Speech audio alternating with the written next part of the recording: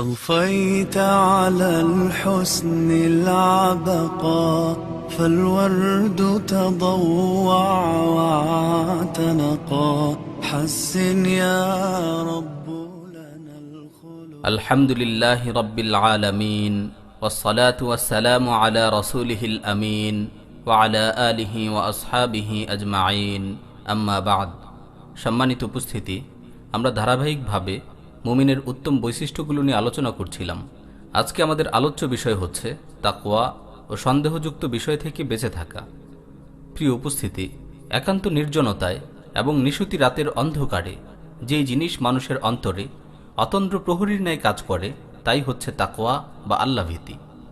এর প্রকৃত অর্থ হচ্ছে হারাম থেকে বেঁচে থাকা এবং সন্দেহজনক জিনিস থেকে দূরে থাকা।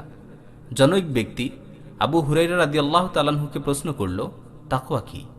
তিনি বললেন, তুমি কি কখনো কণ্টকময় ভূমি অতিক্রম করেছ? লোকটি বলল, হ্যাঁ। তিনি বললেন, তখন তুমি কি করো? লোকটি বলল, আমি তার থেকে আত্মরক্ষা করি। তখন তিনি বললেন, ঠিক এভাবে গুনাহ থেকে বেঁচে থাকা হচ্ছে তাকওয়া। ইবনুল কাইয়িম রাহিমাহুল্লাহ তাকওয়াকে এভাবে সংজ্ঞায়িত করেছেন, পরকালের জন্য যা কিছু ক্ষতিকর সেগুলো পরিহার করার নামই হচ্ছে তাকওয়া। সুতরাং তাকওয়া হচ্ছে এমন বিষয় যা মানুষকে আল্লাহ সুবহানাহু ওয়া তাআলার প্রতিটি আদেশ পাবন্দির সাথে মেনে চলতে এবং প্রতিটি নিষেধ থেকে পরিপূর্ণভাবে বিরত থাকতে বাধ্য করে। প্রকৃতপক্ষে যার মধ্যে যত বেশি তাকওয়া থাকবে সে তত বেশি আল্লাহ সুবহানাহু ওয়া তাআলার আনুগত্য করবে, তার আদেশাবলী মেনে চলবে এবং নিষিদ্ধ বিষয়গুলো থেকে বেঁচে থাকবে।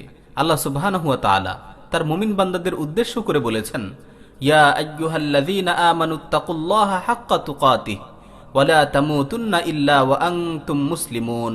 হে ঈমানদারগণ, আল্লাহকে যথাযথভাবে ভয় করো। হে ঈমানদারগণ, আল্লাহকে যথাযথভাবে ভয় করো এবং অবশ্যই তোমরা মুসলিম না হয়ে মৃত্যুবরণ করো না।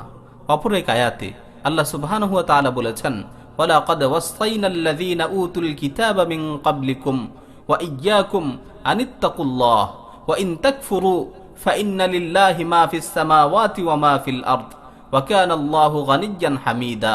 বস্তুত আমি নির্দেশ দিয়েছি তোমাদের পূর্ববর্তী কিতাবধারীদেরকে এবং তোমাদেরকে, তোমরা সবাই আল্লাহকে ভয় করতে থাকো। যদি তোমরা তা অস্বীকার করো তাহলে জেনে রেখো আসমান ও জমিনে যা কিছু রয়েছে সবই আল্লাহর জন্য, আর আল্লাহ হচ্ছেন অভাবহীন, প্রশংসিত। অপর আয়াতে তিনি বলেছেন, ইয়া আইয়ুহান নাস ইন্না খালাকনাকুম মিন যাকারিন ওয়া উনসা ওয়া জাআলনাকুম শুউবান ওয়া ক্বাবাইলা লিতাআরাফু ইন্না আকরামাকুম ইনদাল্লাহি আতকাকুম ইন্নাল্লাহা আলিমুন খাবীর। হে মানুষ, আমি তোমাদেরকে এক পুরুষ ও এক নারী থেকে সৃষ্টি করেছি এবং তোমাদেরকে বিভিন্ন জাতীয় গোত্রে বিভক্ত করেছি যাতে তোমরা পরস্পরকে চিনতে পারো। প্রকৃতপক্ষে তোমাদের মধ্যে সেই ব্যক্তি আল্লাহর কাছে সর্বাপেক্ষা মর্যাদাবান যে তোমাদের মধ্যে সর্বাধিক তাকওয়াবান। নিশ্চয়ই আল্লাহ সর্বজ্ঞ, সবকিছুর খবর রাখেন।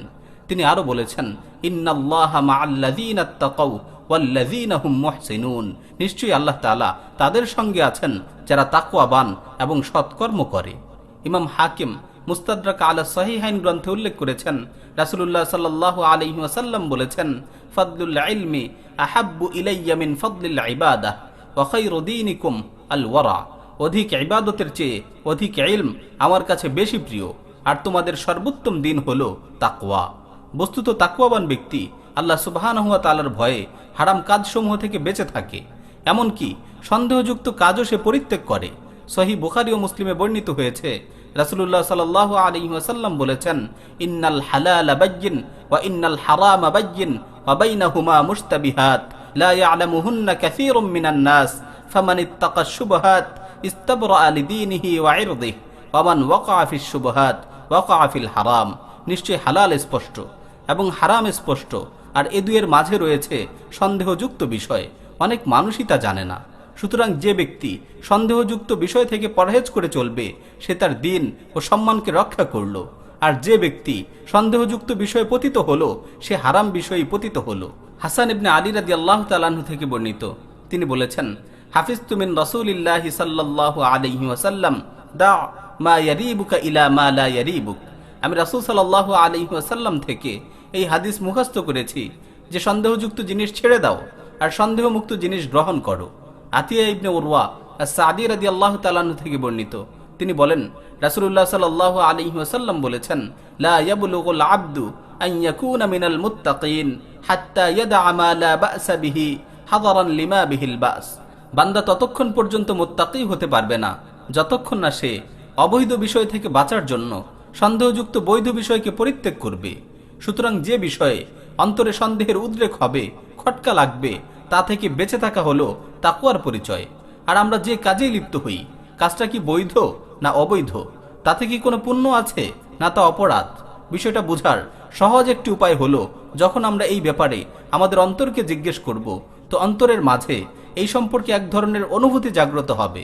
ভালো কাজ হলে তাতে এক প্রকার সায় পাওয়া যাবে, আর যদি কাজটা অন্যায় হয় তবে অন্তরে খটকা লাগবে।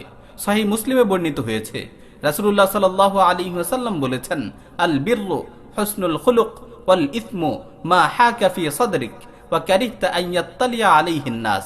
পুণ্য হলো উত্তম চরিত্র, আর পাপ কাজ হলো যা তোমার অন্তরে খটকা সৃষ্টি করে এবং লোকেরা তোমার এই বিষয়টি জানুক, এটা তুমি অপছন্দ করো। মুসনাদে আহমদের অপর এক হাদিস এসেছে, ওয়াবাসা ইবনে মা'বাদ রাদিয়াল্লাহু তাআলা আনহু থেকে বর্ণিত, তিনি বলেন, আমি একবার পাপ ও পুণ্যের বিষয়ে স্পষ্ট ধারণা নেয়ার জন্য রাসূল সাল্লাল্লাহু আলাইহি ওয়াসাল্লামের মজলিসে আসলাম। অতঃপর তিনি আমাকে বললেন, ওয়াবাসা কাছে আসো, ওয়াবাসা কাছে আসো। তখন আমি তার এত কাছে আসলাম যে আমার হাঁটু তার হাঁটুতে স্পর্শ করছিল। অতঃপর তিনি আমাকে বললেন, ওয়াবাসা, তুমি আমাকে যা প্রশ্ন করতে এসেছো আমি কি তোমাকে তার উত্তর দেব? আমি বললাম, হে আল্লাহর রাসূল সাল্লাল্লাহু আলাইহি ওয়াসাল্লাম, অবশ্যই আমাকে জানান। তিনি বললেন, তুমি আমাকে পাপ ও পুণ্য সম্পর্কে জিজ্ঞাসা করতে এসেছো? আমি বললাম, জি। অতঃপর তিনি তার 3টি আঙ্গুল একত্র করে আমার বুকের উপর রাখছিলেন আর বলছিলেন, ইয়া ওয়াবিসা ইস্তাফতি নাফসাক, আল বিররু মা ইতমাআন্না ইলাইহিল কলব ওয়া ইতমাআন্নাত ইলাইহিন নাফস, ওয়াল ইসমু মা হাকা ফিল কলব ওয়া তারাদ্দাদা ফিস সাদর ওয়া ইন আফতাকান নাস। ওয়াবাসা, তুমি তোমার মনকে জিজ্ঞেস করো, পুণ্যের কাজে মন সায় দেবে এবং অন্তর প্রশান্ত চিত্তে তা গ্রহণ করবে, আর গুনাহের কাজ হলে তা করতে মনে খটকা লাগবে এবং অন্তরে সংশয় সৃষ্টি হবে, যদিও সেটা করার ব্যাপারে মানুষের ফতোয়া থাকে। সহিহ ইবনে হিব্বানে বর্ণিত হয়েছে, এক লোক রাসূল সাল্লাল্লাহু আলাইহি ওয়াসাল্লামের নিকট আসলো এবং তাকে জিজ্ঞাসা করলো, ইয়া রাসূলুল্লাহ মাল ঈমান, হে আল্লাহর রাসূল, ঈমান কি? তিনি বললেন, ইযা সাররাতকা হাসানাতুক ওয়া সাআতকা সাইয়্যাতুক ফাআনতা মুমিন। যদি তোমার নেক আমল তোমাকে আনন্দিত করে এবং তোমার বদ আমল তোমাকে দুঃখিত করে তাহলে তুমি মুমিন। ক্বালা ইয়া রাসূলুল্লাহ ফামাল ইসম। লোকটি আবারও বলল, হে আল্লাহর রাসূল সাল্লাল্লাহু আলাইহি ওয়াসাল্লাম, তাহলে গুনাহ কি? তিনি বললেন, ইযা হাকা ফি কলবিকা শাইউন ফাদাহু। তোমার অন্তরে যখন কোনো বিষয়ে খটকা লাগে তখন তা ছেড়ে দাও। প্রিয় উপস্থিতি, এতক্ষণ আমরা তাকওয়া অবলম্বনের গুরুত্ব, ফজিলত এবং আল্লাহ সুবহানাহু ওয়া তাআলার ভয়ে সন্দেহযুক্ত বিষয় পরিত্যাগ করার বিষয় জেনেছি। এটা তো একেবারে স্পষ্ট। আজ সমাজ রাষ্ট্রের প্রতিটি সেক্টরে দুর্নীতি আর শোষণের ভয়াবহ যে চিত্র দেখা যাচ্ছে, এর মূল একটি কারণ হচ্ছে মানুষের অন্তরে তাকওয়া নেই। আল্লাহর কাছে নিজের সমস্ত কৃতকর্মের হিসাব দিতে হবে, অন্তরে এই ভয় নেই। এর কারণেই দেখা যায় যে যেভাবে পারছে লুটেপুটে খাচ্ছে, অন্যের হক নষ্ট করে নিজের পকেট ভারী করছে।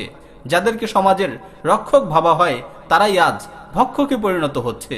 দিন দিন সমাজে চুরি, ডাকাতি, সুদ, ঘুষ, আত্মসাতের সংখ্যা বাড়ছে। যত্রতত্র যৌন হয়রানি, ইফটিজিং, জেনা ব্যভিচার সংঘটিত হচ্ছে। প্রকাশ্যে অশ্লীলতা, বেহায়াপনার আসর জমছে। এই সমস্ত অপরাধ সংগঠনের মূল একটি কারণ হচ্ছে মানুষের অন্তর থেকে তাকওয়া বা আল্লাহভীতি উঠে গেছে। ইবনে রজব আল হাম্বলী রাহিমাহুল্লাহ বলেন, তাকওয়া বা পাপাচারের মূল উৎস হলো অন্তর। তাই যখন অন্তর ন্যাক ও তাকওয়াবান হয়ে যায় তখন অঙ্গ প্রত্যঙ্গ ন্যাক্কার হয়ে যায়, আর যখন অন্তর পাপাচারী হয় তখন অঙ্গ প্রত্যঙ্গ পাপাচারী হয়ে যায়। প্রিয় ভাই ও বোনেরা, আরেকটি বিষয় লক্ষণীয়, আমরা যখন মানুষের মাঝে অবস্থান করি তখন তো লোকলজ্জার কারণে অনেক গুনাহ থেকে আমরা বেঁচে থাকি। এটা কিন্তু এই প্রমাণ বহন করে না যে আমাদের মাঝে তাকওয়া আছে। তাকওয়ার প্রকৃত পরিচয় তো তখনই হবে যখন আমরা নির্জন মুহূর্তে একাকী থাকা অবস্থায়ও আল্লাহ সুবহানাহু ওয়া তাআলার ভয়ে গুনাহ থেকে বেঁচে থাকব।